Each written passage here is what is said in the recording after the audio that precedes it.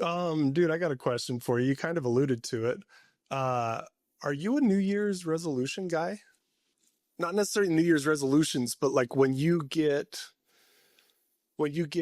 like downtime, which a lot of times the holidays give us that kind of like break in routine and maybe like especially for you, like an unusual amount of downtime. You know what I mean? Right. And that in that, like, you were like kind of taking inventory and not necessarily New Year's resolutions, but like thinking through goals and things that were meaningful to you, and you were feeling this desire to express yourself, right? Yeah, yeah. I think just like to start like a lot, communicating. Like it's not. I don't know. Sometimes I feel like my world's pretty small. Like it's pretty focused on my family. Like my work. But it's like that's really not that many. Like not that many people. And I guess it also it started like I was thinking. I'm like maybe I should write a book. Like I've gone through some pretty crazy stuff in life. Like there's some lessons to be learned for sure in there. And so I have a brother that's written a few books. And so I messaged him and was like, "Hey, how hard is it to write a book?" And he was like, "Well, yeah, some time to talk." And so we got talking about it, and he was like, "Dude, you should absolutely write it." And he's like,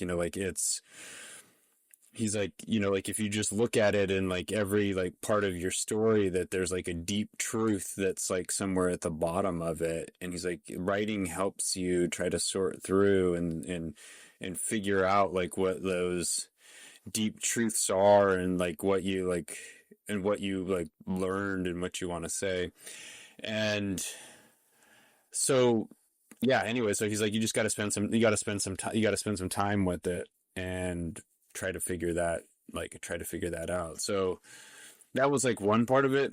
Was I was thinking like, okay, um maybe I'll start trying to write a book, start trying to figure out some of these lessons, and putting something out there that, maybe the experiences that I've gone through, that it'll be helpful to like other people. It'll be helpful to me to like process it.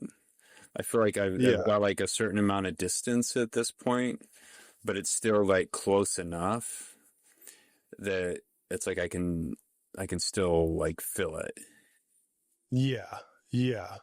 You still connect with it. It's still meaningful, but you also are able to conceptualize it. Yeah, that makes sense. I kind of, I don't know. I want to hear more about your book and like where you're at in the process and what, like, how you would approach it.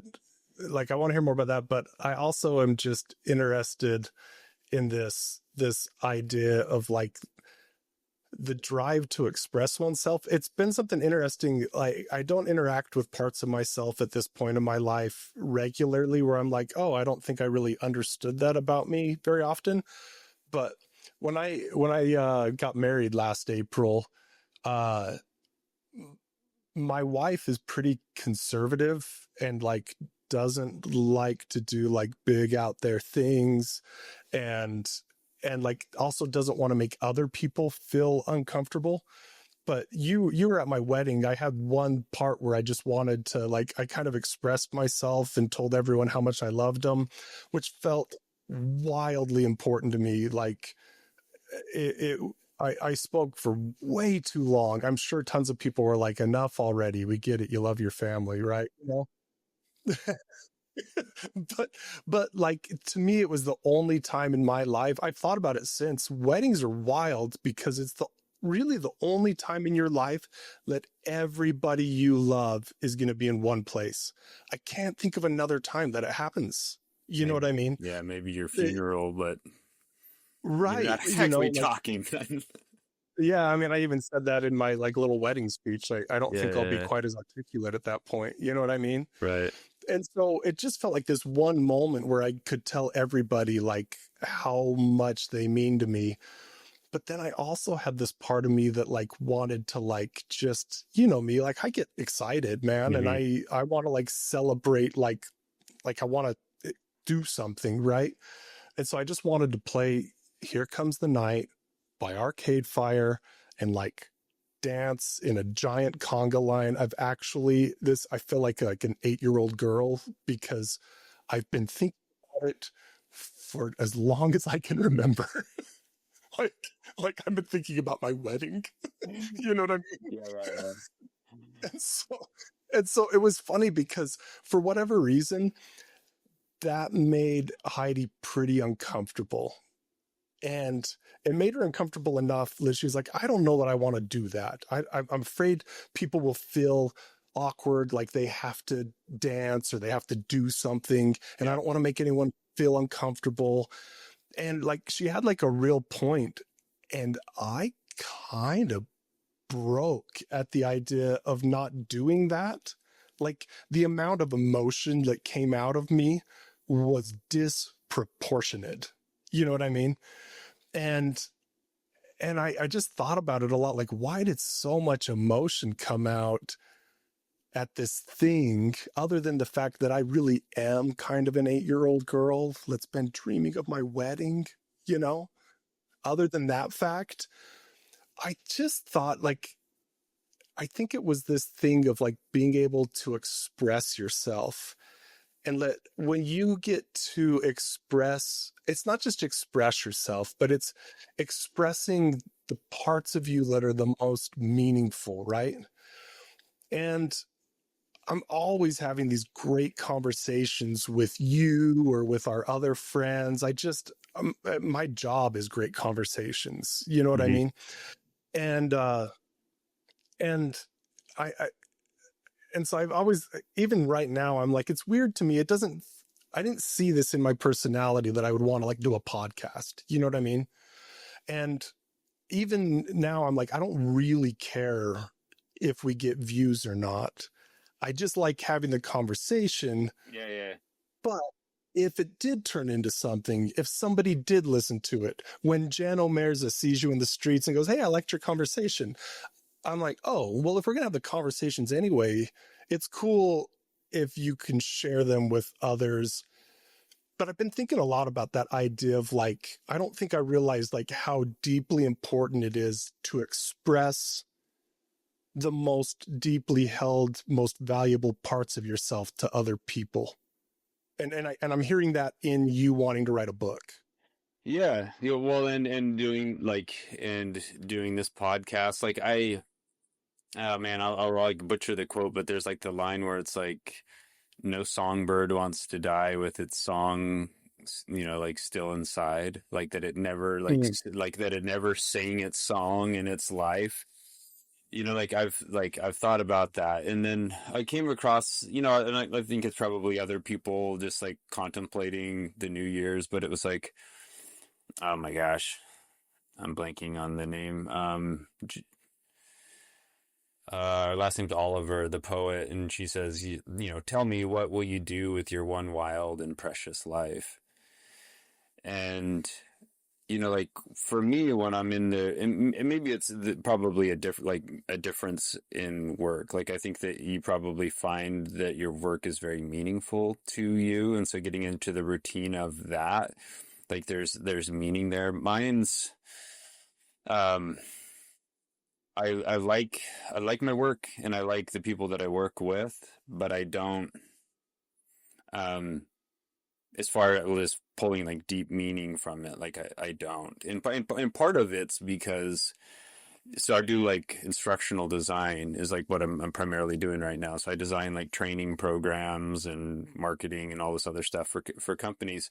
And part of it's because like I've created whole programs that took like 2 or 3 years of my life to design, and then have companies fold or they just get rid of their training department. So it's like all of a sudden all the work that I've done, it's like it doesn't matter, like all that time and effort, like it's literally no one will ever see it again.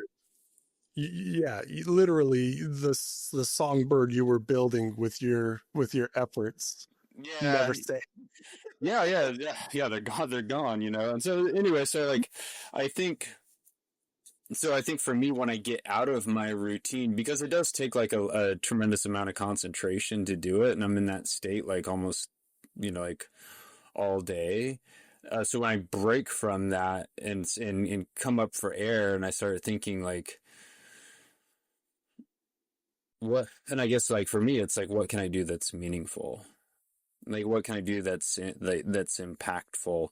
And Yeah. I don't find it, and I don't find that in my work. And it's not, I'm not begrudging it. Like, I'm the one that chose it and all of that, and I'm grateful for it. But it's not. It's just like, it's also just not deeply meaningful. Maybe I need to have a shift in attitude, be more grateful. I don't know. But Well, I don't know. that's no Yeah. matter how I tried to reframe it, that's just how I feel. So when I get space from it, then it's like, how do I how do I do something? How do I do something that's meaningful? How do I move past this if possible? But I mean, as far as this like this podcast goes, like with you, like that big part of it was also just as like, well, this is, I know you're busy. I know that I'm busy. It also just gives us an excuse that it's like, if we're doing this every other week, it gives us an excuse to talk for an Yeah. hour, however long they go, Yeah. No, for real. For real. however Stay long it connected. goes. And it's like, it might as well record it because we have meaningful conversations. Maybe somebody else listens to it, maybe nobody else does, but Yeah. maybe one day my son listens to it, maybe my girls listen to Yeah. it, and they're like, oh, Yeah. Yeah. Yeah. this is interesting No, to it's, hear our dad yeah. talk in this way. No, it's fun. I mean, even as you're talking, I'm like, you know this. I have like a problematic like infatuation with you. Like I've literally like one of the biggest things I've had to do in our relationship is like bring you back down to reality because I just like I think too highly of you. I've even noticed it as like problems in my life. I was like, dude, you can't just do everything what Brett tells you to do. Like you I need to like mean, think about it. And Brett like might be wrong sometimes. Like just because he's Brett doesn't mean he's always right. Anyway, making well, jokes, I but mean, when like, was the last time I told you to do anything? That was like, I mean, when we were young 20-year-olds. no, dude, I haven't told you this one, dude. When we were walking, we met up and we went and did Pueblo Canyon and did all those rappels and stuff, and I hadn't seen you in like a decade, and you were just telling like the entire download of like this really kind of hard traumatic relationship you had been through, Yeah. and like just kind of this fragile broken human. And I was like, oh yeah, like I'm kind of like broke up with my girlfriend, but I always feel like super comfortable around her. And you're like, dude, that's all you're looking for. And I was like, Brett's right, I need to get back together with her, and now we're married. I kid you not, dude. I kid you not. I totally was like, yeah, well, probably Brett's right. Like,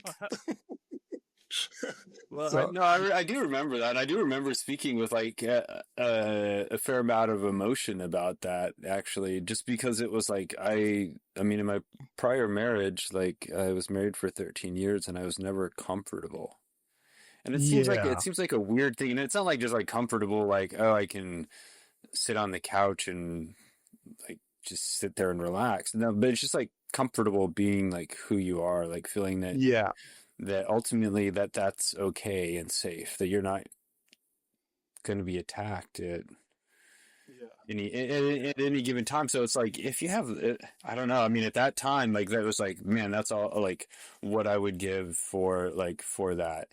And it's like, and I can say like in my, my current marriage, like that's one of the most amazing things is like, I've never felt just like that out of placeness, yeah, yeah. Like where it's just free to like, be who you are. And it's funny because with me,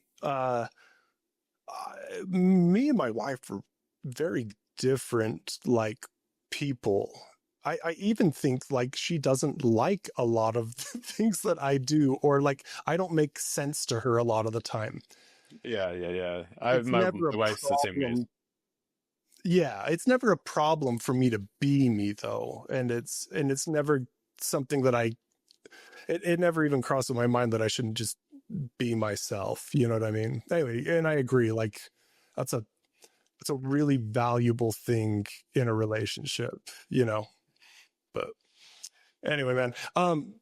Dude, It's like earlier you were it's talking. like Oh, yeah, it's like, there's like, I remember I had like this friend, and he, like there's like the Grateful Dead song, and he's like, oh, what I wanna know, is, are you kind? And that's like the question. And he's like, all I want when I get married is like a girl that's nice, a girl that's Dude, like nice to me. And you think like, you're like, oh, that seems pretty simple and basic. Well, it like ain't that simple. it ain't that simple.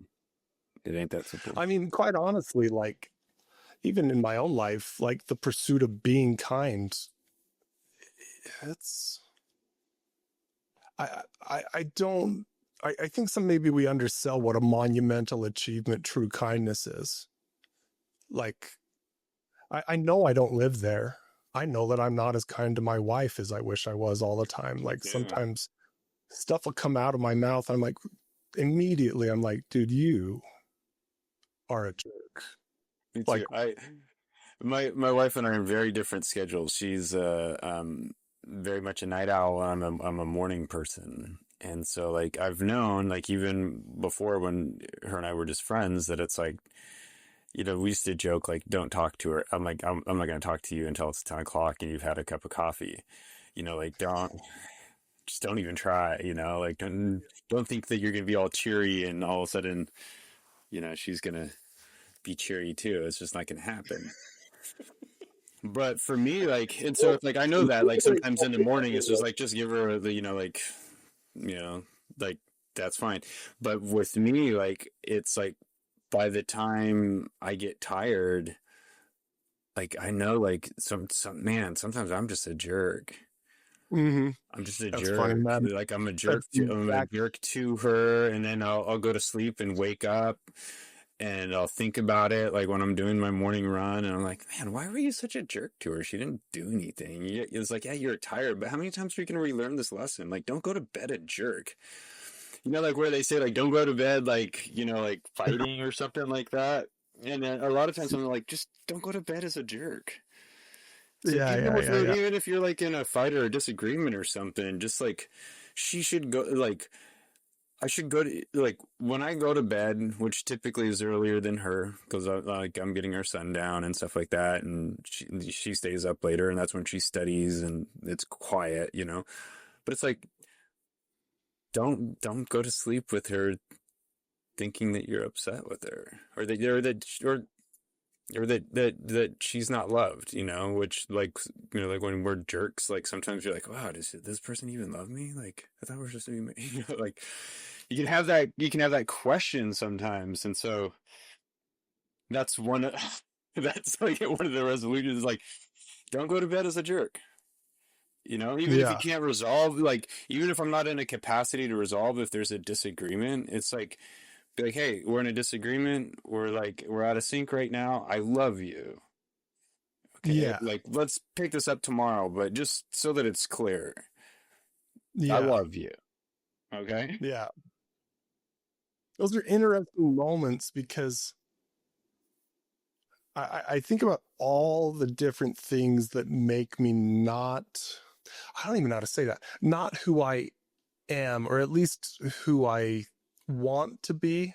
I've had a tweaked back for the last month. Like I've been doing like 2 a day, like little kid exercises, trying to like get my back like to go back in place. and Yeah, man. and dude, it makes me realize like the things that I value most, my ability to like be at peace in the world and to make space for other people and to be kind, dude, sometimes they feel like they are just on a razor's edge and the littlest thing goes out of balance and all of a sudden like I don't like who I am. And just this month, like being coming into work and like I value and appreciate my coworkers and my employees so much. Uh, I think there's like something you learn when you start a business that you realize like how much you need others. And when anyone shows up for that, you're like, oh my gosh, like the gratitude just feels overwhelming, right? Yeah. So anyway, having that level of gratitude and then coming into work and just feeling like you don't have the energy or space to be like really open with people because your back hurts or you didn't sleep that well or you're in a fight with your wife or it just makes me realize like what a fragile thing it is, and how difficult it is to really stay connected to the truest, purest, most genuine, honest parts of ourselves. Like, I'm amazed that I'm ever there ever. Yeah, Like, no, in I've been reading so because my name's Soren, my son's name is Soren, and so I've been reading a Soren Kierkegaard book who he's named after called Works of Love, and so he's a philosopher, but he's also a devout Christian. And so this one is kind of more on the theological side. It's philosophical, so but it's on the theological side, and he talks about what the Christian the Christian commitment is, and he's basically saying it's a commitment. Like he's like, we have these like different types of love, these like mortal loves, but God has this like, my dogs are trying to get out. It has like this this I'm trying to remember the word that he uses, but it's like this godly love, and it's like the commitment when you like of the Christian life is to love everyone. You know, like you're doing your best to do it the way that God does, and it's like, and I feel like so fried, like just on like basic, like you're saying, like basic kindness, but then you like start thinking about like this is a commitment to like the people that have hurt you, the people that cut you off in traffic, you know, like everyone that you encounter, like that's what the commitment actually is. And it's like, wow, man, like that's not something to be taken lightly. yeah, You know, yeah. like I even think like, you know, like, like not to get like super political, but this isn't really that political because it's old. Let's But do it. I don't love Donald Trump. no, Tell no, me no, more. no. Well, I mean, the question's not Donald Trump or if it's like whoever you dislike, if you dislike Biden. But you know, Funny. I'm like there's sorry. like there's like the Neil Young song, and maybe he's being like maybe he's being satirical or he doesn't mean it. But he has like this song where he says like, even Richard Nixon, which is like the time he's writing it, that's the president, right? He's like, even Richard Nixon has God's soul. Yeah, You yeah, know, yeah, and yeah. it's like, okay, so like the person who's like who you despise, Donald Trump, Joe Biden, whoever, do they have God's soul in them? Do you have a sense? I, Do you have a sense? Do you have a sense of? Do you have a sense of that, or is it just like that? This person's, not human. I do think it was probably a multi-year journey reading all the Arbinger books and stuff. Uh, the biggest, I had been contemplating the idea that ever being angry with somebody else was a failure and was not it could be understandable, but it wasn't truly justifiable. I'd been kind of toying with that idea for What do like you it'd think? been proposed to me. Yeah, And yeah. then I Human and remember other reading, delusions, or whatever Terry Warner's title of his article was. Like, where do you land on that now? well, and yeah, I remember even reading Terry Warner's Bonds That Make Us Free, and there's that line in there. Oh, dude, it was like getting punched in the guts. Like I don't, in literature, probably 3 or 4 times I've read something that just was so palpably heavy that I couldn't keep reading. I was like, okay, I know you like try, and you're like, nope, can't move past it, right? Anyway, the line in Terry Warner's book that did that one to me was, "We're angry with others not because of their mistreatment of us, but because of our mistreatment of them." Yeah. And at this point, I had interacted with that line or with that concept enough that I could understand how that might be true in some cases. But the question that came to my mind is like, is that like a universal? Is that a universal truth? Let anger's never justified. And I have to say, like, because I know that like people are listening to this, it sounds like the most insane concept ever. Like the idea that anger's never justified. I have to put like a caveat in it for other people that I'm like, okay, it might be really understandable, but it doesn't serve you, and it doesn't have any value. Anyway, so yeah, over like the course of probably 5+ years, that became a question that I like to some degree put to bed.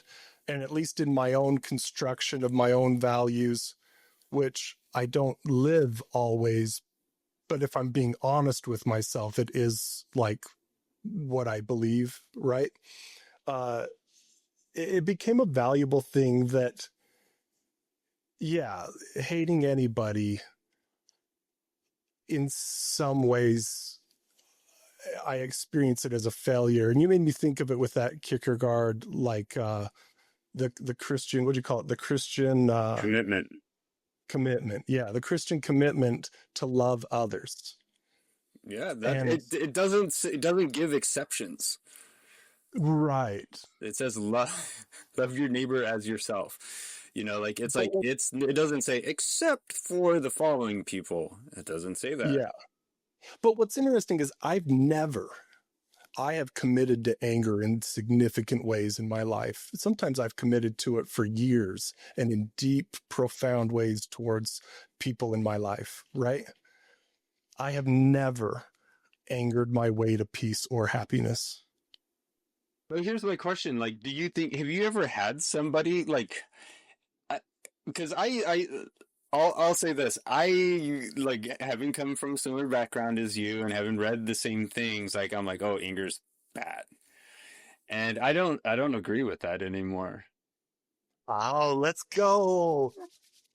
I'm so And excited. so I guess like so Right, tell me. here would be my question for you. Have you ever had somebody that was genuinely like upset and angry with you for your benefit?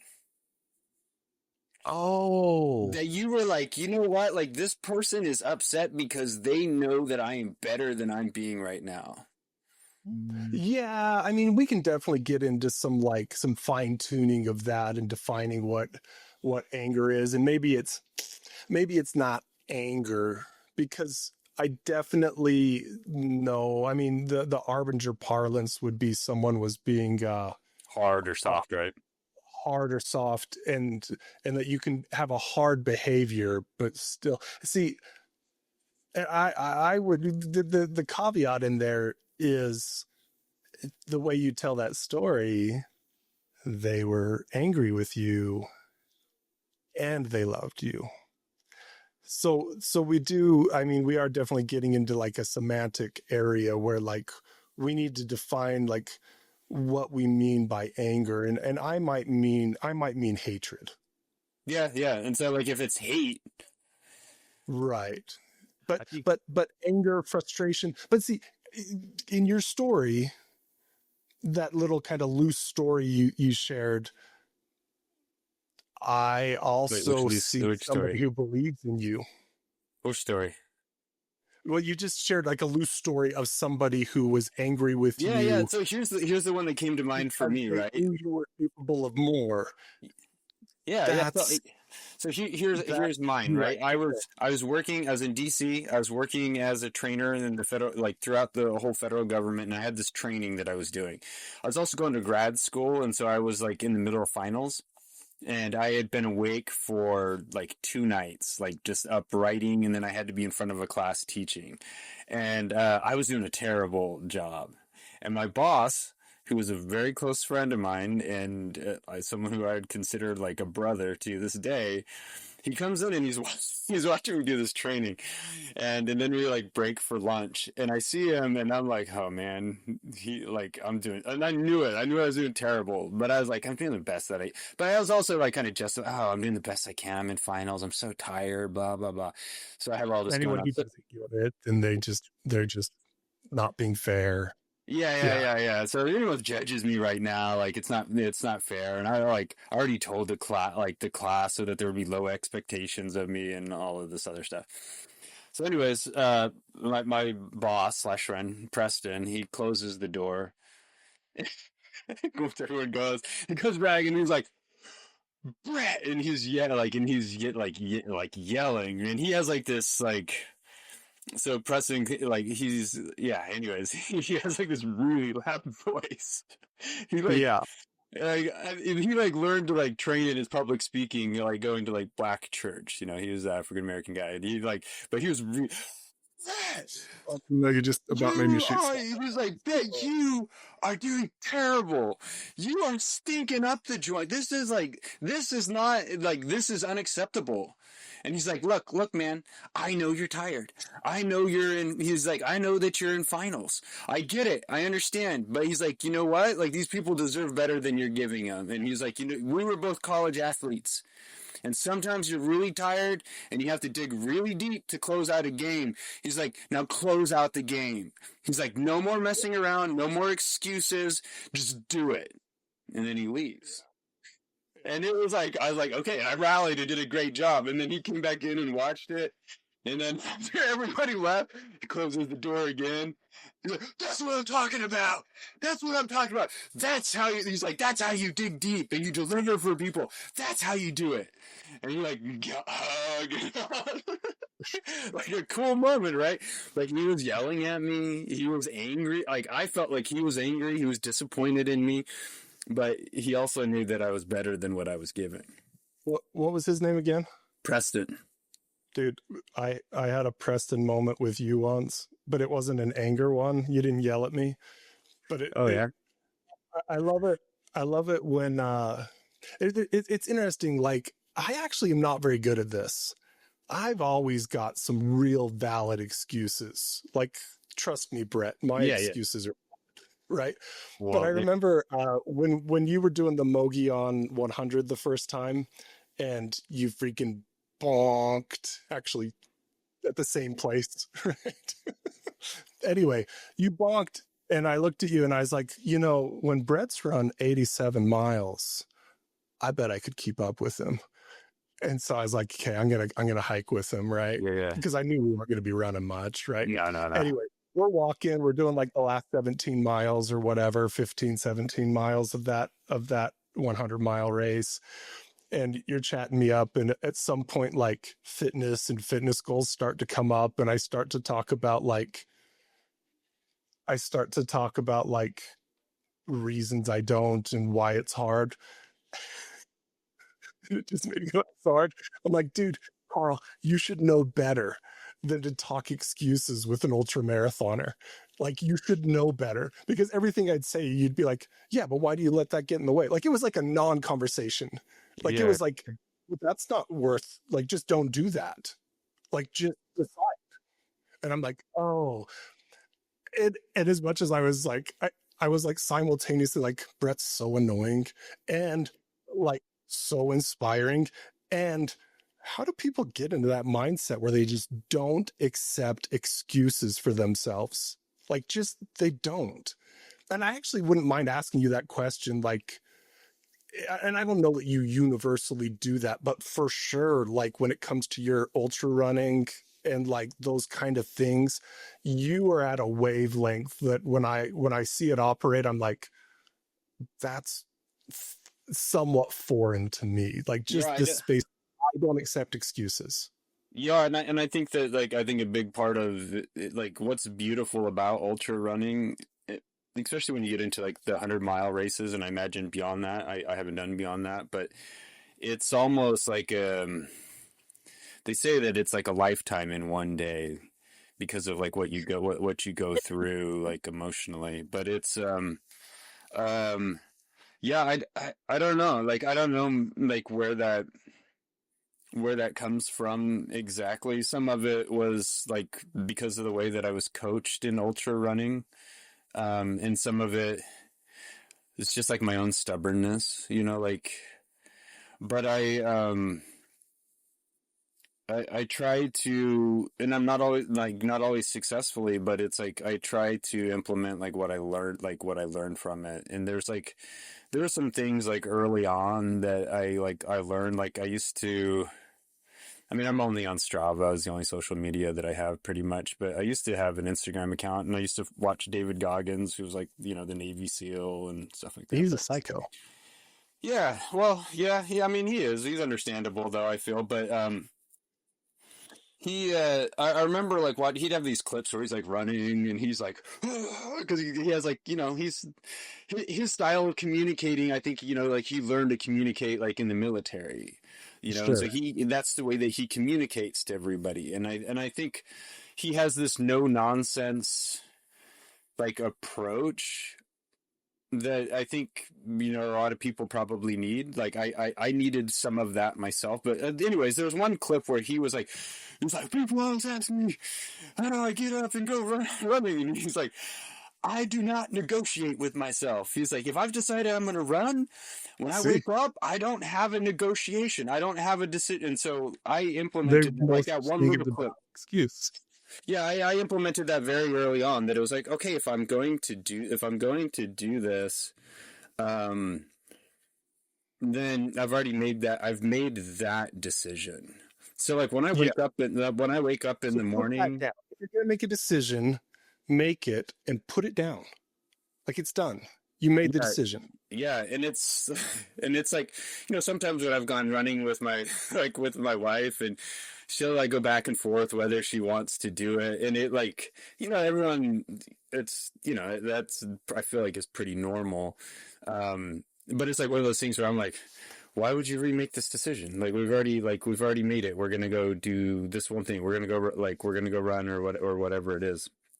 Like I the decision's already made. But I mean, when yeah. you're in the race, like it's hard. Like, yeah, I don't know. I mean, like this last race, like, because I called you when I was 40 miles in, and I was like, dude, I'm like, my legs are blown. I don't know, like, what I'm gonna, like, I don't know what I'm gonna do. I've got like 60 miles to go. My coach, who's this world renowned, like, trail running champion, legend guy, is out there with his wife crewing me and waiting to pace me. And I'm like, I felt like I was blown at Yeah. 40 miles in. And, part of it, like in that one, like I knew that he was going to be there, and I'm like, yeah, like what excuse could I possibly give him? Yeah. And I'm Yeah. like, I there isn't one that I could give him. And he also sacrificed his time, and like as a coach, like, I mean, he came because he's my friend and I've helped him. He wasn't coming because he was my coach anymore, but he showed up with his wife all through the night and helped me finish. And there's no chance of not finishing. well, and one thing that I got okay, I got a couple things for you if you don't mind. One, uh we've talked about this before, and I actually find this really like fascinating on like a deeper level.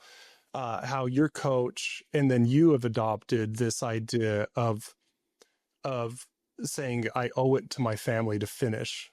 And we kind of debated that because me as your friend watching the end of that and sometimes the level of suffering that somebody's going through to finish their 100-mile race, and even like there's parts of that that like, dude, you're doing damage to your body that like is not going to fully repair.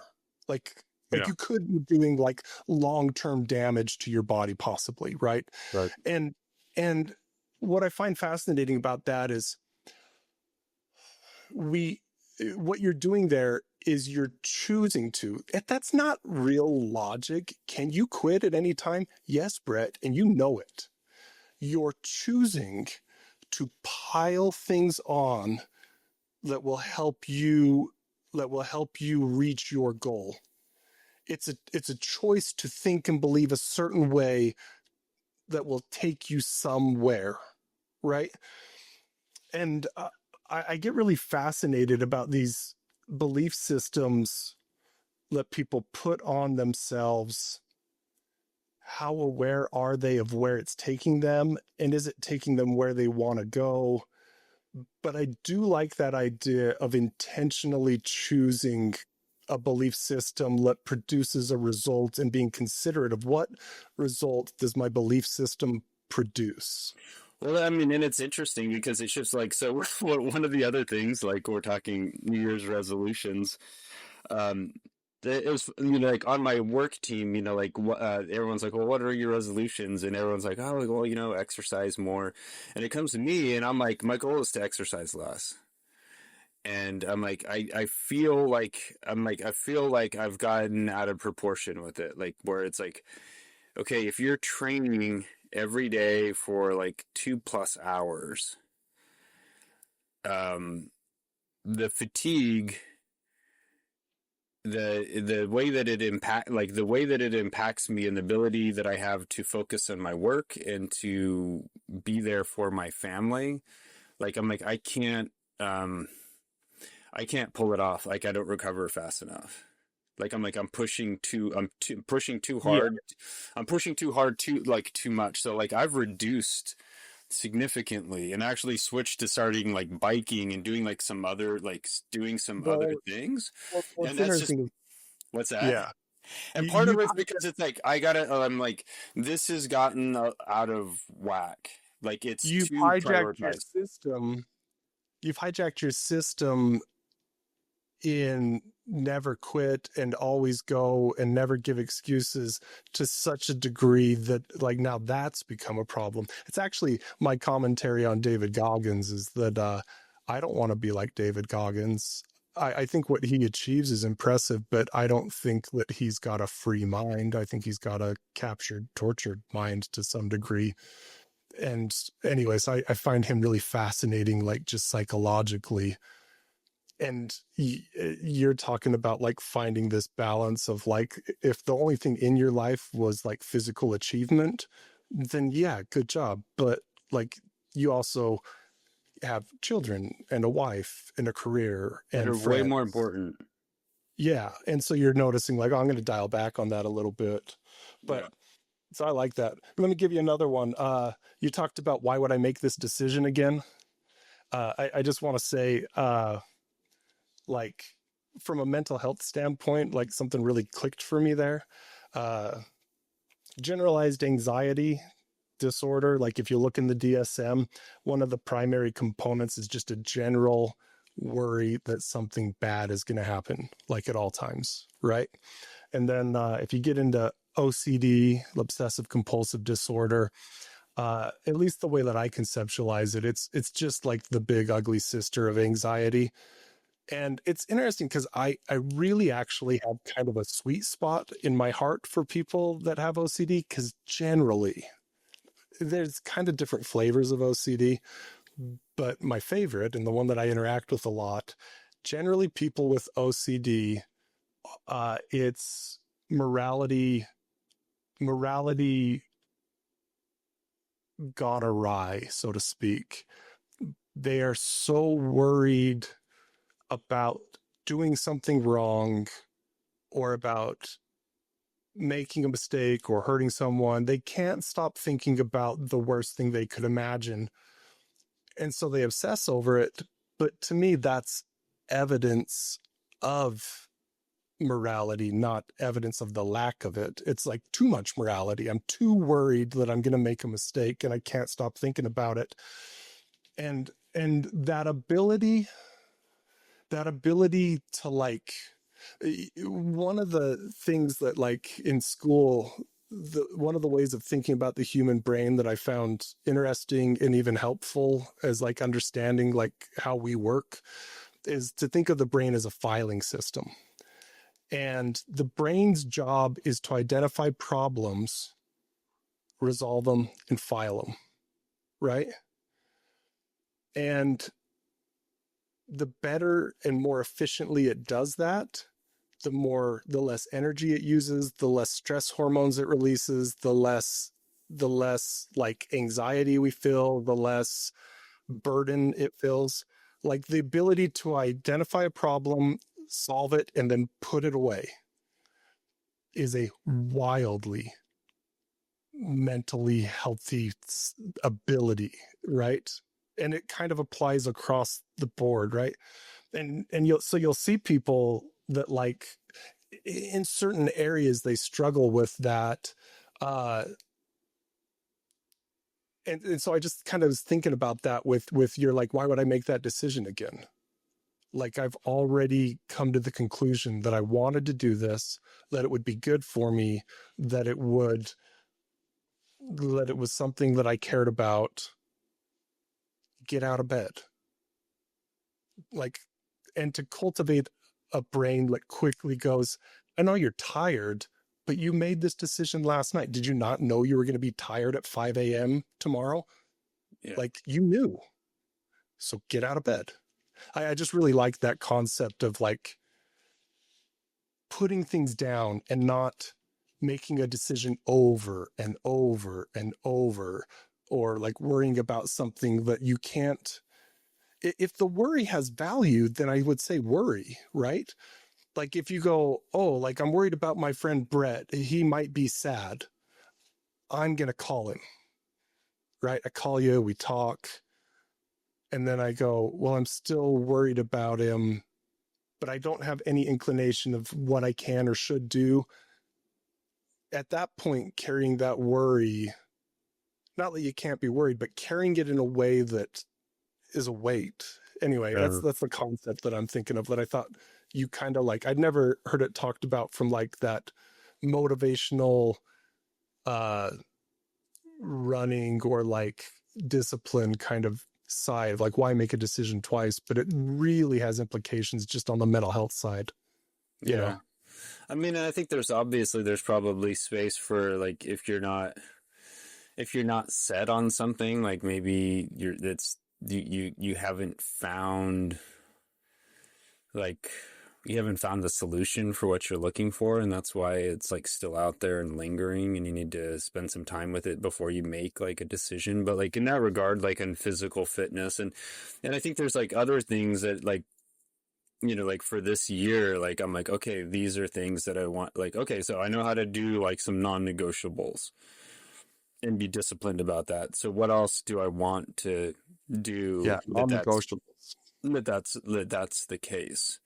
Okay, well, one of them, okay, don't go to bed without your wife knowing that she loves you, regardless of, you know, like where, like, you know, if there's a fight or anything's going on, then don't go to bed without her knowing that. Okay. Yeah. So that's a non-negotiable. Every night's gonna come. So it's not a decision to be remade. Okay, so what if you're in a fight and my ego's hurt, and I have a point to make, or I feel hurt and I want to lash out in some way to prove my point and retaliate in some way. Whoa. It's non-negotiable, right? Like she should know that she's loved before I go to bed, regardless of the state of my ego or whatever it is.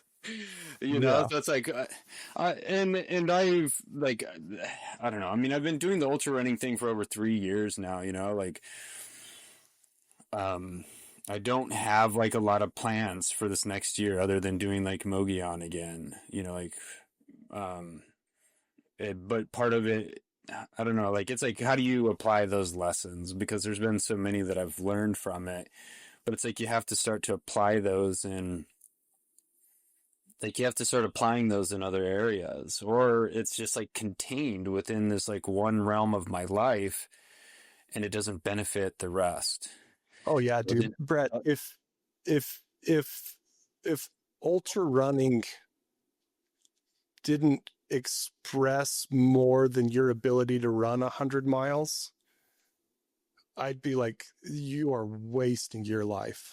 Yeah. Like, you know what I mean? But I don't see that with you. I see it as one of the many ways that you get to express your you-ness. You know what I mean?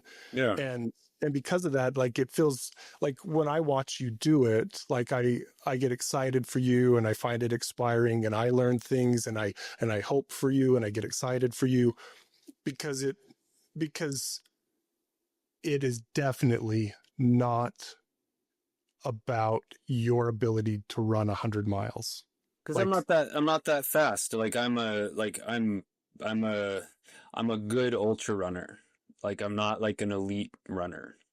I'm not like my coach, you know, or even just some friends that I have. Like I think that I could do better, but everybody has like a physical cap to it. But it's like, so is it about that? Is it about personal records and achievement and stuff?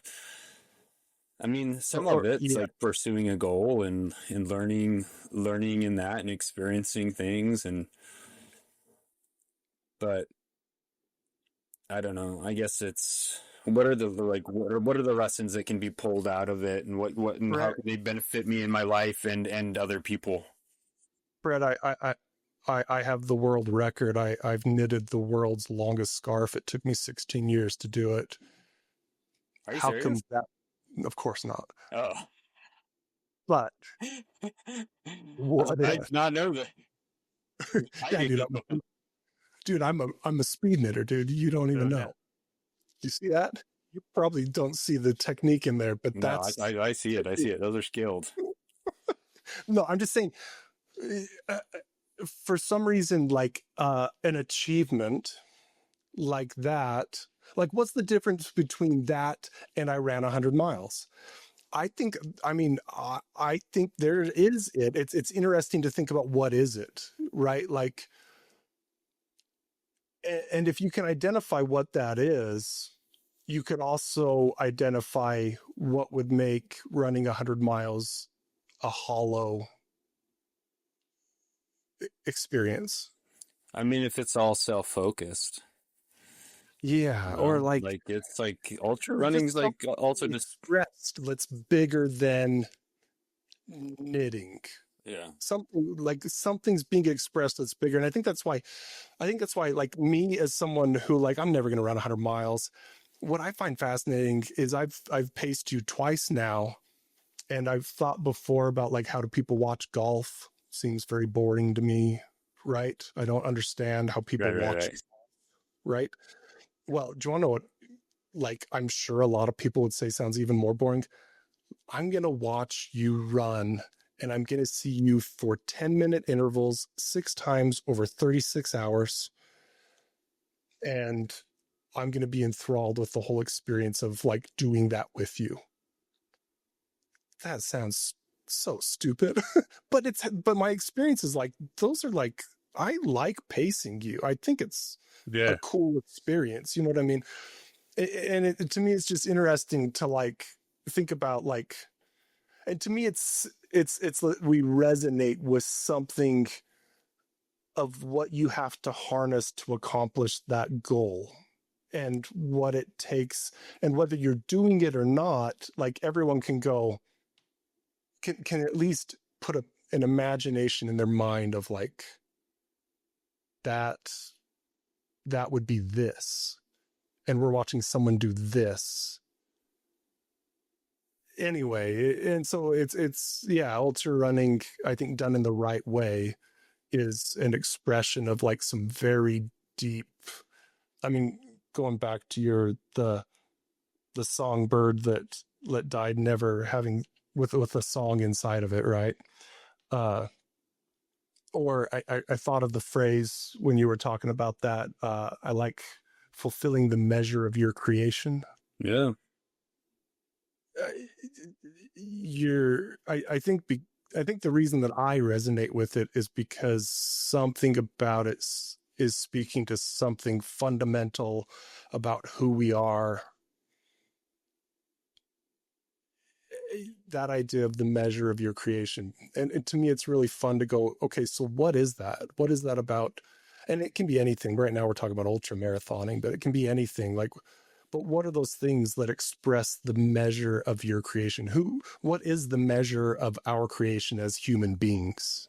Yeah, I mean, so like I would turn like so turning this back to you, like it's I can't tell you like how proud I am of you that you like got a doctorate. You know, like because I knew you as like this like this crazy Right. I Karl. promise you, nobody's more shocked than me. No, I yeah. Yeah, I get Um, you. But it's like but where did that come from? You know, like it's like that's a huge achievement. As somebody that pursued a PhD and fell short in the process. I mean, different fields, but it's like I know that like I have a sense of how hard that is, and it's like I don't know. I mean, it's interesting just because it's like the period of time like when I like met you, like you were out of high school, you got on a mission. I don't think you'd done any college yet. I had done a It little. it didn't I seem like it didn't seem like hugely important to you like at that time. And like I remember you were like taking like one class a semester or something. And I yeah, yeah, I would take one or two classes because more than that felt overwhelming. And the other thing that's, I mean, just to like add to your kind of expressing this construction of me at that time, I remember getting to Anasazi and like doing a week with you and Brett, or not Brett, Ted. Uh, and or like you guys would talk to other people like, have you read this book? And you're naming a random book. And I'm like, oh, well, there's millions of books in the world.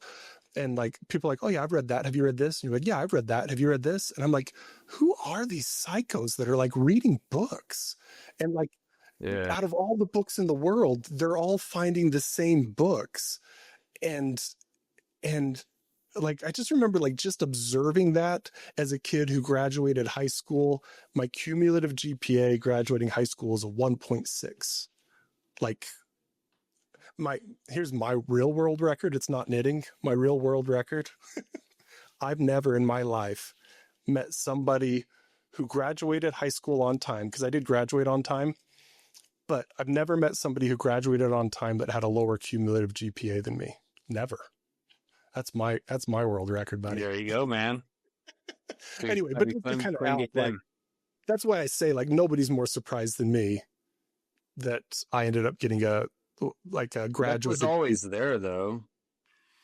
Like it's like like maybe like engaging in that kind of way. Like you're it's like, so like for instance, like my wife who met you like after you're finished with it, she's like, wow, Karl's so smart. You know, like that's her impression of you. You know, it's like he's like, you've got a really smart, like intelligent friend there. And I'm like, yeah, he is. I mean, he always was. It's just like most of like what you had before was like your experience and just being like and being a really good person and a caring person. But somewhere along the way, you started to apply yourself and made it as far as you did, and now started your own company. You know, like it's very cruel. You know, like I remember like talking to you about it, and you're like, when you were first like trying to start, and you're like, yeah, I talked to Kyle, our friend who's a dentist, and you're like, I was kind of hoping that he would like set everything up for me, but he just gave me like some tips, and then it was up to me. It's up to me. Yeah. I was talking with Kyle, and I was hoping he'd just take the reins like he does like on all of our like canyoneering trips.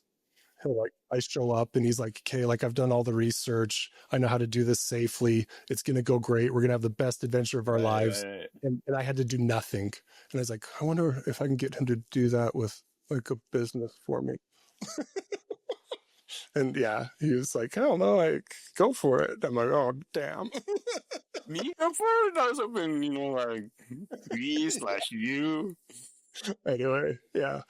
Anyway, but yeah, I don't know. And it's interesting to think through that. Like, I guess there was a point where like I buckled down, but to me, it actually doesn't feel like that. Like the secret to my success for me was let nothing ever crushed me to the point that I wasn't allowed to kind of just keep pursuing things that felt meaningful. Right. Mm-hmm. I mean, dude, I didn't buckle down. Like, I guess, you know, I got a bachelor's degree over the course of 10 years. You know what I mean? And then I finished my graduate work when I turned 40. I was kind of surprised. I mean, the idea of graduate school scared the living hell out of me. Yeah.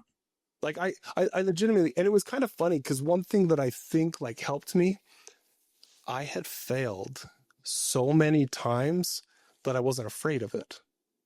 And I, for whatever reason, like my family culture, we have like a high degree of shamelessness to us. Like we're not embarrassed of what other people think of us. You know what I mean?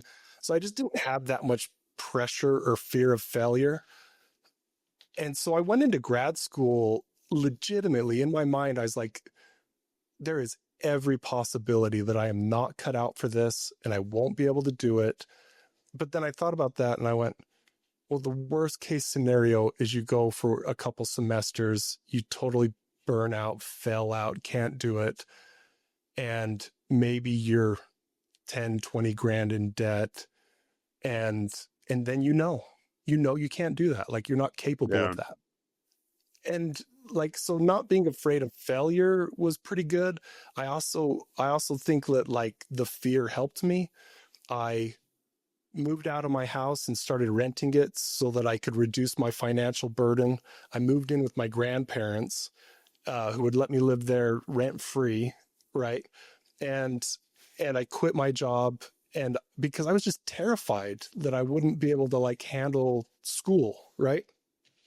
And it was interesting because taking it that seriously, like, it actually, the grad school was 3 of the easiest, happiest years of my life because I didn't have all these pressures. I didn't have a family to take care of. I didn't have a job, and I didn't have like financial weight hanging on me.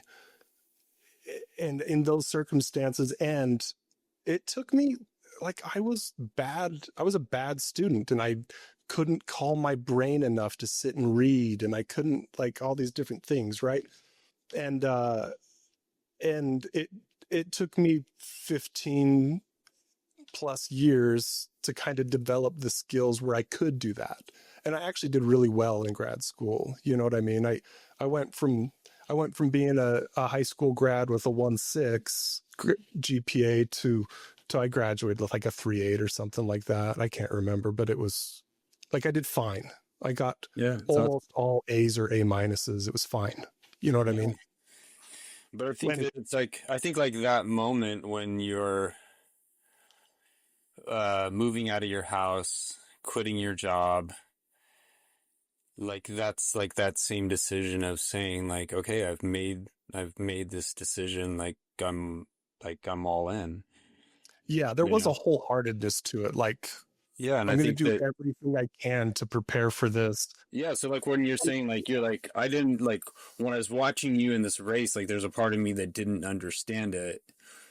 It's like you, but you do because that like in that part of your life, like that's what you had to do to fully engage it, and find Yeah, and there's areas where I've been able to hit that bandwidth, but yeah, I mean I think other we areas, all have like there's things that we enjoy and commit ourselves to, and we rid ourselves of the excuses. And yeah, yeah, yeah. I think No. I don't know, and I guess like I wonder on it, like like in our relationships, like these are like individual decisions that we're making. Here's this goal that I'm going to pursue.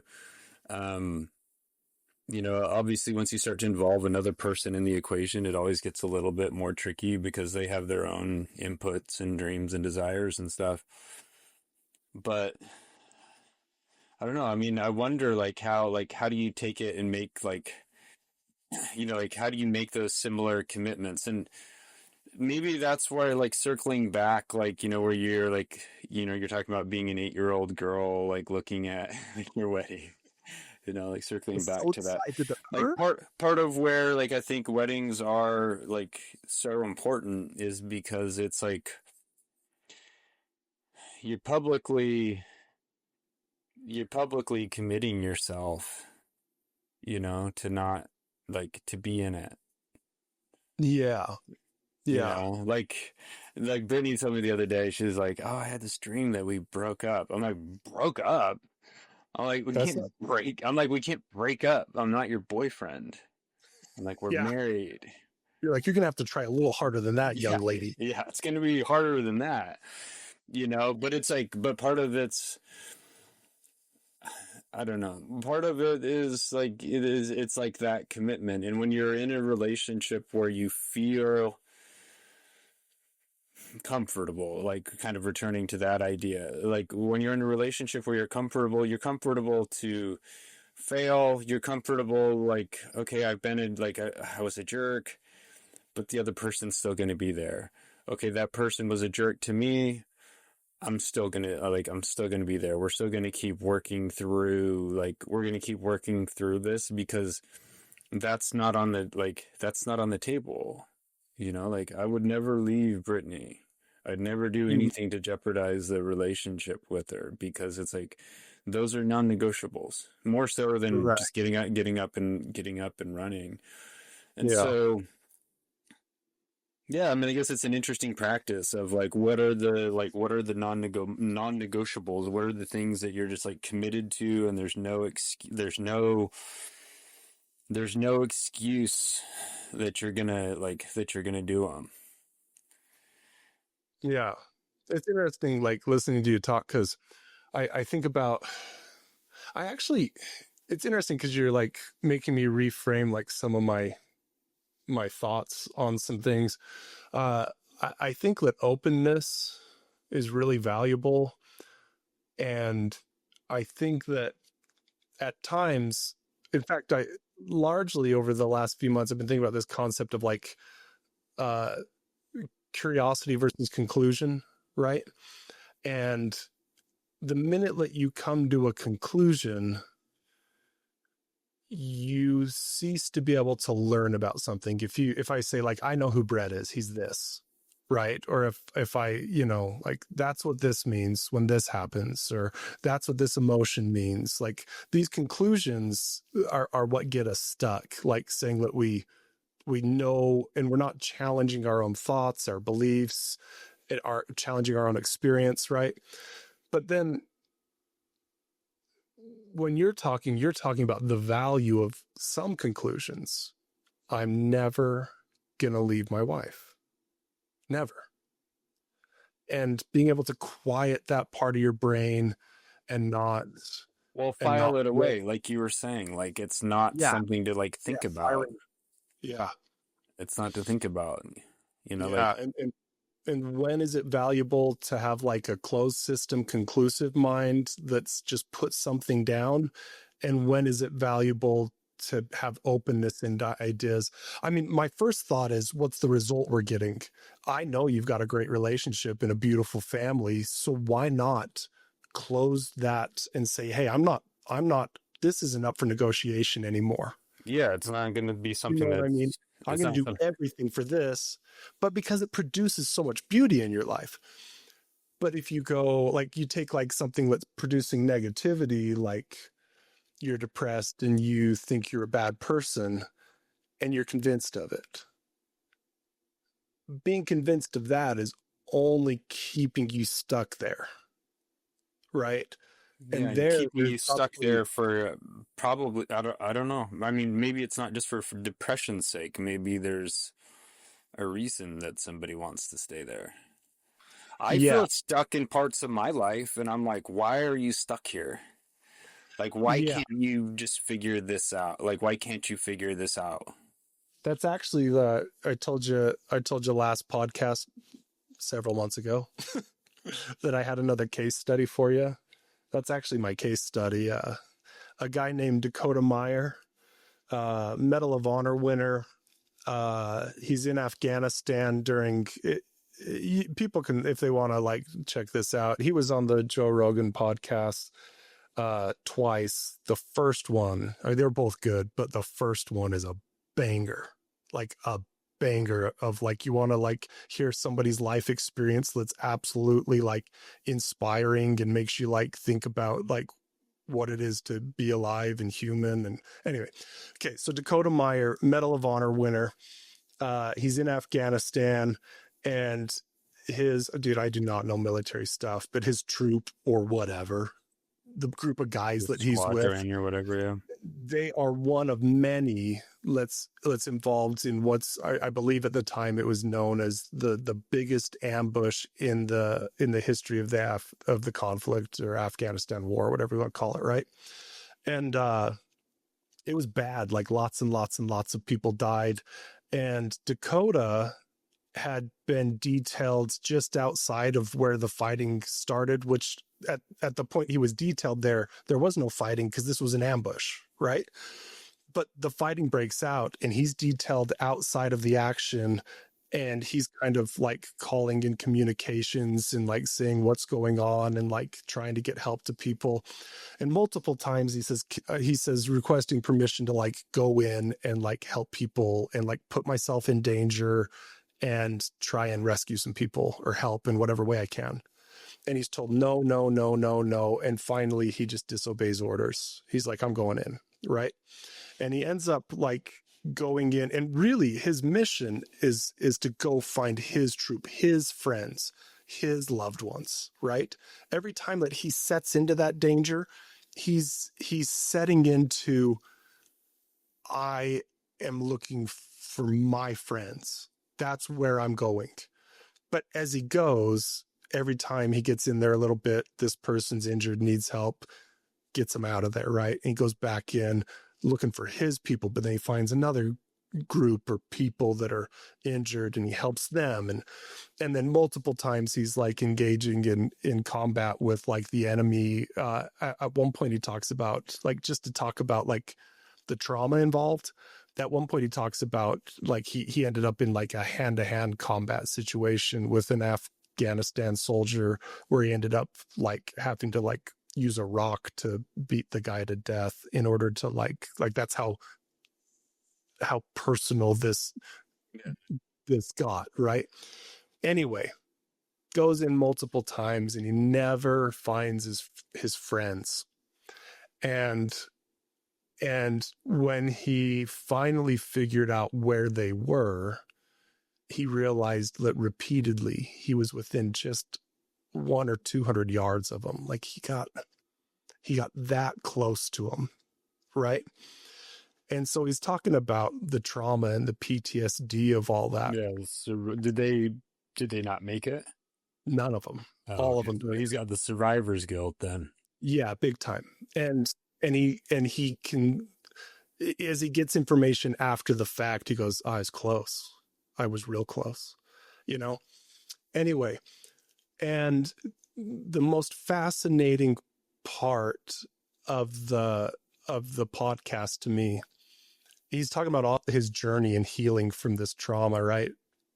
And he gets to a point where he talks about how he has this belief, and the belief is, at the end of the day, I know that my friends died because I wasn't good enough. And like, I remember when he said it in the podcast, like I felt my pullback. I'm like, oh, dude, you're right. And I imagine anyone that hears that has some pullback that goes, right? What's fascinating about it to me is, and then he started to talk about how angry he gets when people try to argue that point with him. When they try to convince him that it's not his fault, he gets angry, right?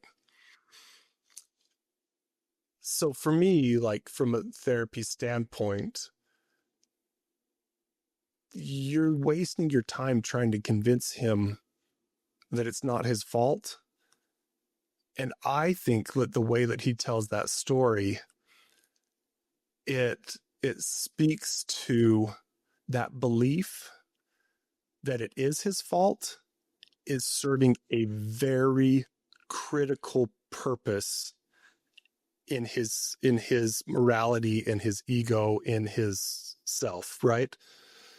And I get really fascinated by that. Like, why would we actively fight to believe that it was his fault? Like, assuming that it's not just weird, like people dismiss things like we don't work. I think we do work. I think like our brains do work. So I think that that's serving a purpose for him. And I just endlessly, I have like one thought of like a hypothesis of what purpose that might serve. But more so, I like talking about the concept of clinging to something that I think everyone would agree. One, dude, his friends aren't dead because he was too weak. I think anyone that heard that story would be like, dude, you're a Medal of Honor winner. You saved many lives that day. You put yourself at risk in horrific ways. And like, it was You bigger did the than best you could. You did the best you could, and it wasn't a failure. It was, it wasn't a failure. And so why would he cling to that? Why would he get so mad when people try to talk him out of that belief that it was his failure and that's why his friends died? Yeah, I mean, like you said, it's probably serving some kind of purpose for him. But I mean, it's also interesting why, like I mean, I think anybody that would hear it, like you'd have, like you said, you'd probably have that impulse to try to talk him out of that. But it's also, I don't know. It's like I was reading this parenting book and it's talking about like how to talk to kids.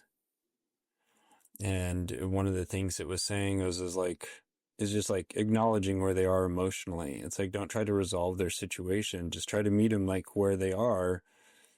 And if you like actually just like really listen and don't try to solve their problem for them, they'll start to come to it on their own.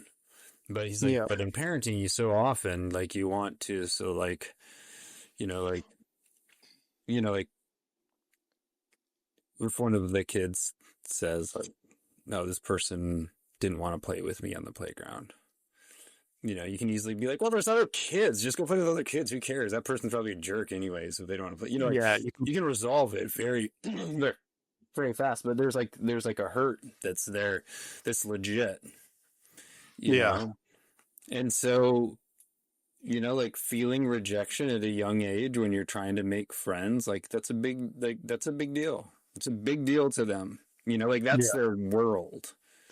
Yeah. And I can look at it and be like, dude, you're not even gonna remember these kids. You won't even remember them when you grow up. Like this is like so inconsequential in the grand scheme of things. And I could try to explain that to them, but all they know is that kid didn't want to play with them. They made an effort, and that person rejected them, and it hurt. Well, and what I'm hearing is you're staying alive and you're being curious about their experience. Like it doesn't matter that it doesn't make sense to you as a grown adult. Yeah, It matters it's their life. It's hard for them as a child, right? Right.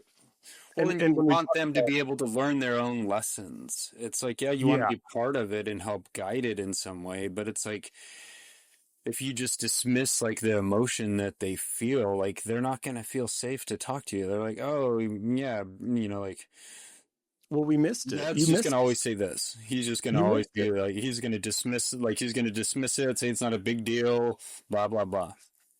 But yeah, I think that you missed it in that case. And, even if we tie that back, as you share that story with, of like, you take, it's interesting because I took like a really big grandiose story and you tied it down to a very small, everyday, simple experience of a small child.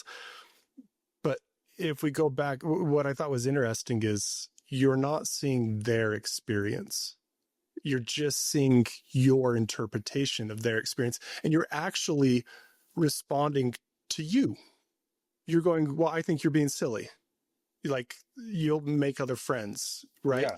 So you're not seeing them. You're because I was able to. I got rejected on the playground, but I found other friends and I grew up and blah, blah, blah, and all this. So you have all of that, like all of your experience. That same thing kind of plays out with the Dakota Meyers story when people go, well, it's not your fault.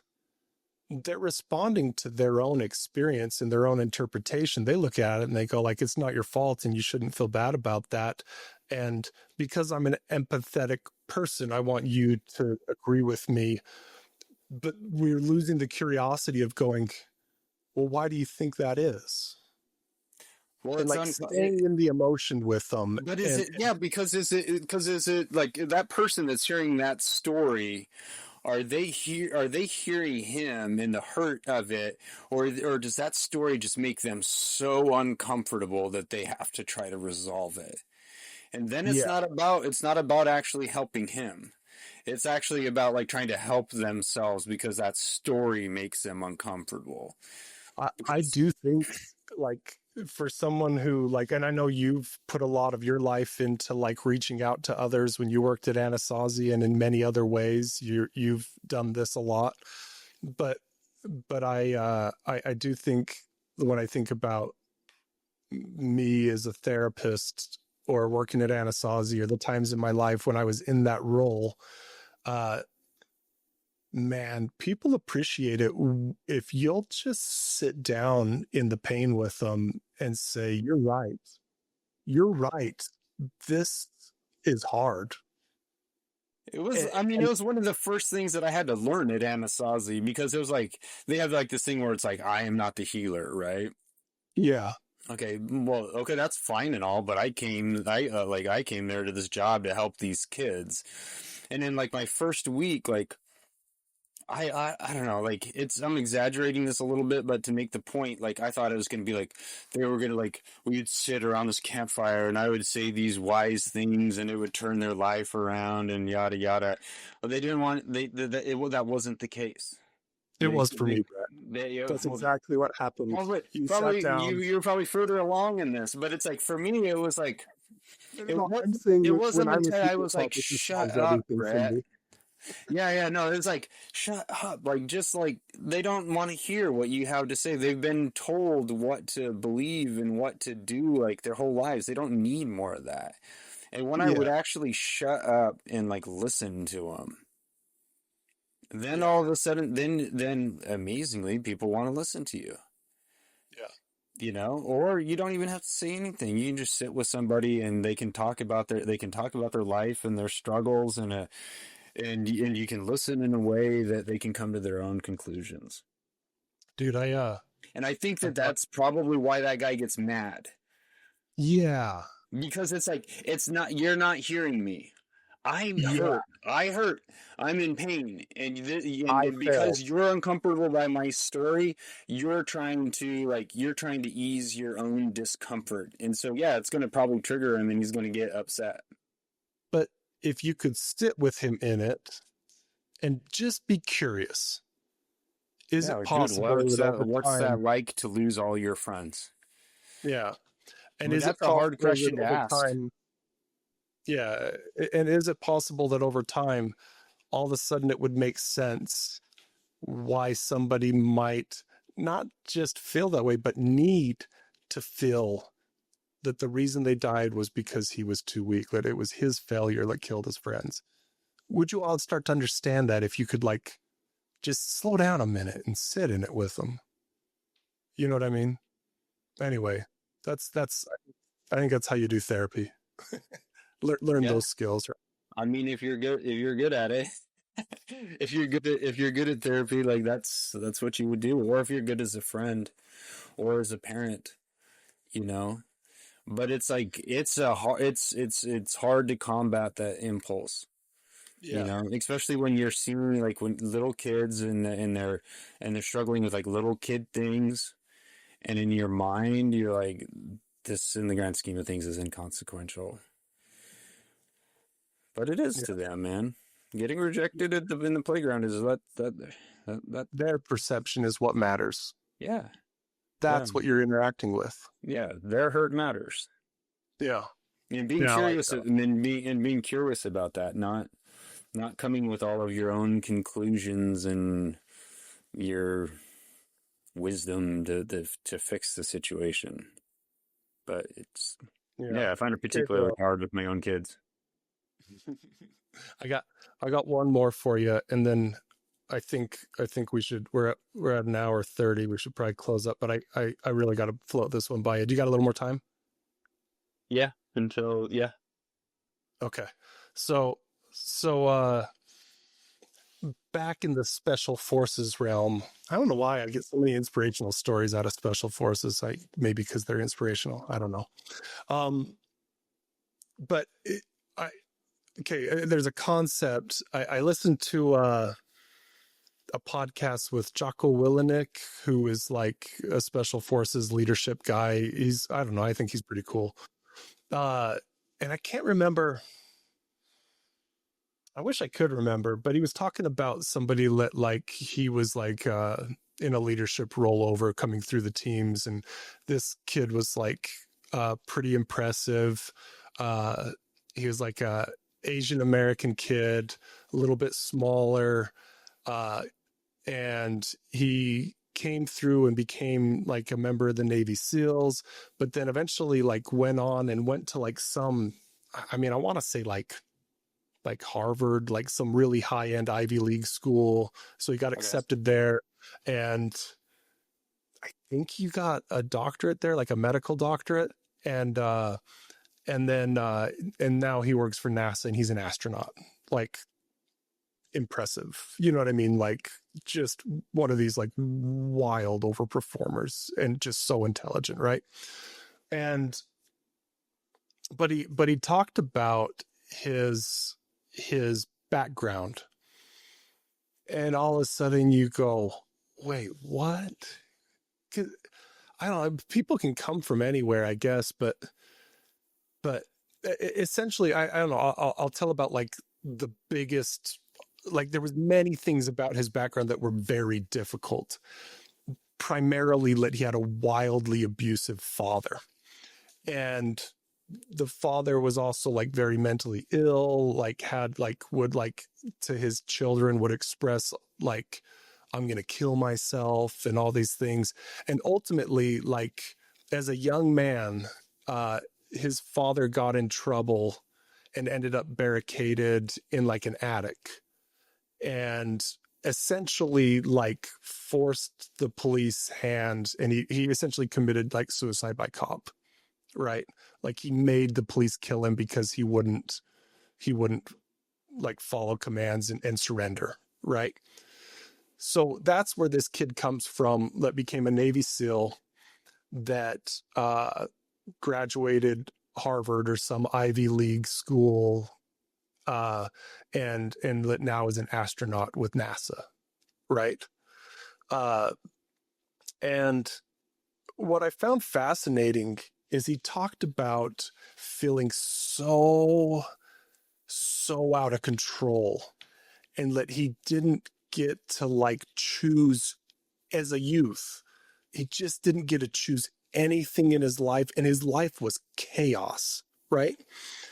And when he joined the military, and specifically when he went through, I think it's called BUDS, but I don't know. I don't know this stuff. But he went through BUDS where he became a Navy SEAL, right? And like how difficult it was, and how calming and good it felt. And what was interesting about it to me is like coming from that level of chaos and trauma at such a young age, right? And what was interesting also is that Jocko kind of identified, he's like, yeah, either I've experienced this or I see it over and over again. This is like an archetype, not the primary and only archetype of like special force operators, but that this is one that they commonly see is people coming from these wildly chaotic, dangerous, traumatic, abusive backgrounds, and that being a Navy SEAL, that level of difficulty and hard work and discipline and even danger, because eventually he's deployed and he's like in active combat situations, and he talks about that feeling very like, this is what I was called to do, like I'm supposed to be here in gunfights, right? And quick jump to you.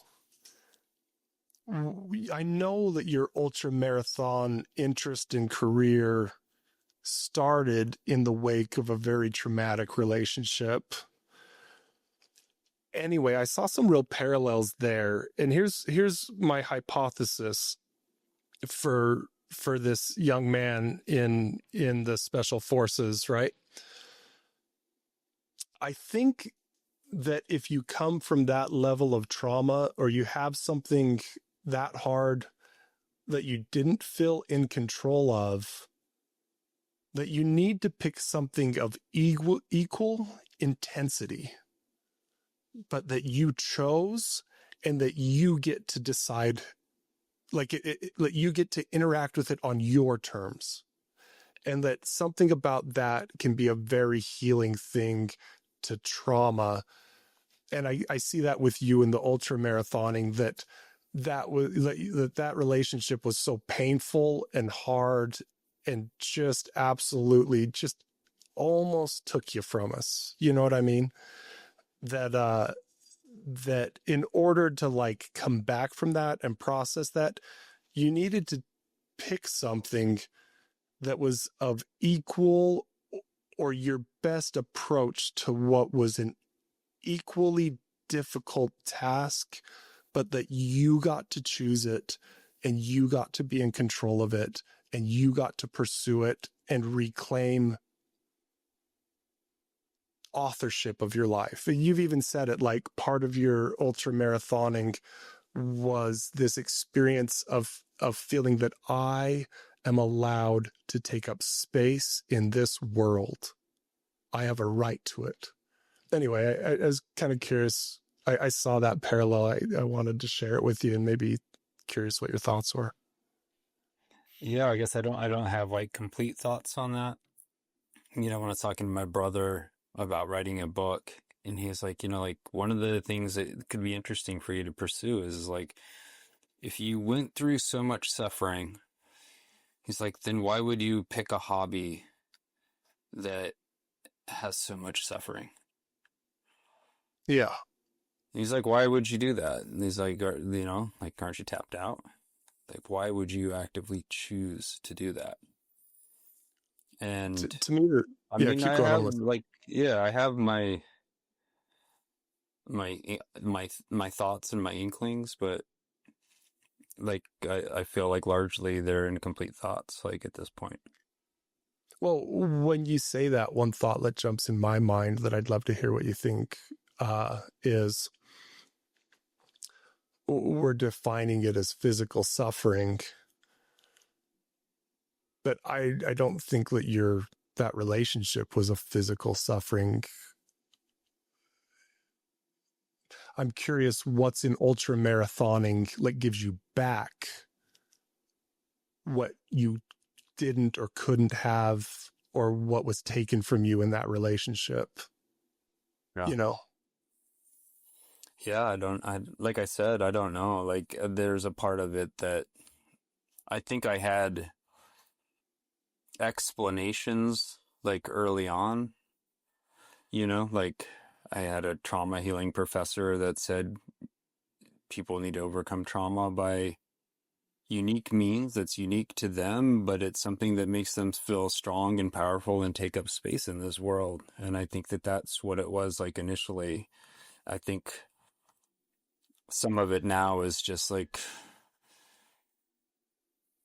being disciplined, Would and you I don't say know. that that relationship made you feel the opposite of what you just said, that it made you feel small Oh yeah, yeah, and yeah, that you definitely. weren't allowed to take up space in Small, the world? correct. Small, powerless, insignificant. Yeah. I mean, My life didn't matter ultimately. yeah. Well, it was interesting. I've told this before. I hadn't seen you. I did see you a couple times over that 10 or 12 13 years, years yeah. or whatever. Yeah. I did see you a couple times. And I remember like right before you were getting out of that relationship, I remember that I was going to meet up with you and go to our favorite breakfast joint. And I was with our good friend Richard. And I was like, yeah, I'm going to, and I think Richard might have been there, but I'm like, we're meeting up with Brett. And it was almost like Richard felt like he needed to warn me. He's like, Brett's not in a good place. He's not doing okay. And it was interesting that he that he said it to me, because I was like, why do you why do you need to say this? But it was interesting to me because when I saw you, Yeah. And you know this, like, I'm not kidding, man. I have a problem with thinking too highly of you. Like, I really love you, dude. Like, I think you're like one of the most intriguing and beautiful people that I know. Like, I really like, like when I think of you, there's a glow. You know what I mean? And and so I see you at TC Eggington's, and a shell is overstating it. Like, just all the light in you had gone dark. And I remember you sat there and there was no life in your face. And I tried to say, like, how are you? And what's going on? Yeah. And you would answer me, but it was lifeless. You know what I mean?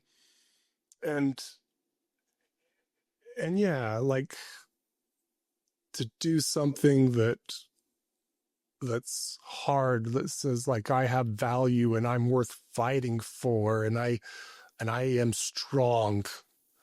Anyway, it's been fun in very small ways to be a part of that journey, and it's mostly been fun to watch it. It's been fun to Yeah. watch you, and I think that's why, back to my point earlier, like, who cares if you have a record or do something that no one else has done and very few people have done? What makes it special is that through running, you have reclaimed the beautiful person that you are. I think that's what's really been Yeah. I fun mean, to I think it's contributed to it. I think I got a bloody lip. Yeah, man. You all right? Yeah. Yeah. I think I just had a dry lip there. I think it's a component of it. Like, I mean, I would contribute more to my being in a healthier place, to my wife and family than to the running. Like, the running's contributed, but, um, yeah, it's not like, I don't think it's the most significant thing. The I real think, healing's the relationships. yeah, the real healing's the relationships. Like, I mean, it definitely did help, but it's not like, it's not what saved me, like, yeah, I mean, I was talking with Britt about this the other day, like, um, yeah, I mean, the amount of people that it took to, pour a tremendous amount of love into me so that I understood that my life was valuable and worth, getting out of, getting myself out of a dark place and out of a bad relationship. Like, it took a lot of people. Yeah. Um, I'm grateful for the running and the discipline and the lessons that it's like, that it's taught me, but it's like, yeah, but it's definitely it's the relationships. And that's where, even like earlier when we were talking, it's like looking at it and realizing, okay, this running thing's gone a little too far. It's a little out of balance. So it's like my old coach, like, we were messaging and he's like, so what are your goals for this year? Like, what are you looking at doing? And I'm like, honestly, I'm like, I wanted to try to say a bunch of impressive things and have like a extensive list of like races and the things that I wanted to achieve. But I mean, I have like one race that's in September. It's a pretty long ways off. And it's like, I want to get other aspects of my life. Like, I feel like this is served, like, in a way, it's kind of served its its purpose in helping me. Um, but it's like, if I don't apply what's learned in it in like these other areas of my life, then it actually, I think, and this is where I could start to feel it, is like that it's moved into the realm of becoming problematic instead of helpful. You kind of beat me to it, but like, as you were talking, it very much felt connected to what you'd been through, and regaining, and like going out and claiming your life back. And I like that idea that it served its purpose. Uh, and now, like, I think my thought is that this is how I experience it, not what you should do. Yeah. But my thought is like, you should keep running. But I do think it's going to have to become something different for you because you're healed, man, or at least large. Yeah, I mean, if anybody's ever fully healed, like I have my doubts on that because we're human Right. and we're all going through some form of suffering, but there's other parts of me that need to become healed and become whole and become integrated. And it's like, yeah, I needed to have goals and ambitions that were in a way that were mine, Yeah. that it's like I chose to do, that I wanted to do. I wasn't like permitted, I wasn't scoffed at or mocked because I of it. chose to challenge I myself. chose the challenge. I chose something very hard, and I chose to do it, and it's mine. I almost am excited to see how the Mogollon goes this year. Not from, I really like, for me, like if you like won, which, right. But if you did, I'd be like, oh, that's cool.